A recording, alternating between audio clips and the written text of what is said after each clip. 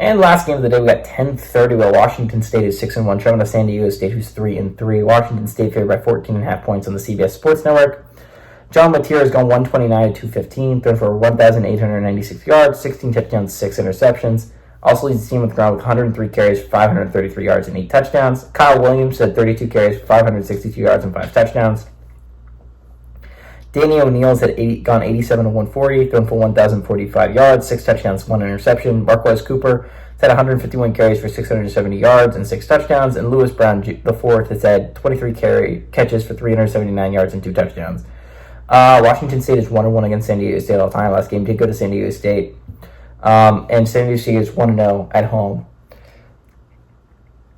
This is a really interesting game. Just from Washington State perspective, right? Like, Washington State, again, they were the first team out, right? Like, they received 26th most votes or whatever. So they were the first team not included into the top 25. That'll likely change next week. This should be a top 25 team next week. I would be shocked if there wasn't. At least 5 ranked teams are going down this week. There could be more. I expect Texas to beat Vanderbilt, which should leave at least the 25th spot open for a team to sleep into the playoffs. Into the top 25. If Missouri loses to Alabama, I absolutely expect. I think either team loses in the Missouri-Alabama game, they'll probably fall out of the top 25. I think it would be ridiculous to have a 3-loss Alabama team in the top 25, while we don't have a 1-loss Washington State team in the top 25.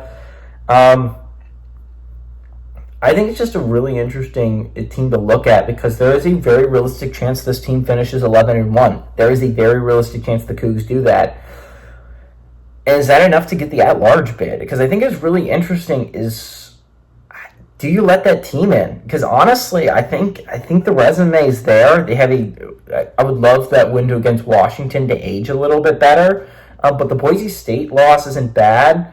The San Jose State loss isn't. San Jose State win is pretty solid win.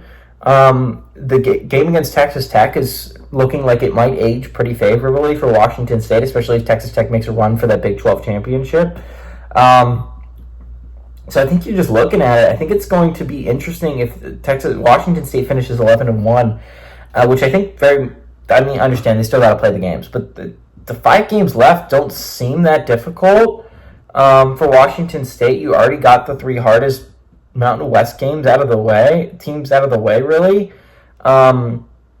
The Cougs are playing really good football. I think, honestly, I think Washington State has a legit argument if they finish 11-1. I think this is going to be one of the more interesting teams in the Big, looking at it for the 12-team playoff, for the argument-wise. I like the Cougs, and I think they're going to go on the road, and I think they're going to beat San Diego State. Give me Washington State to win and cover on the road.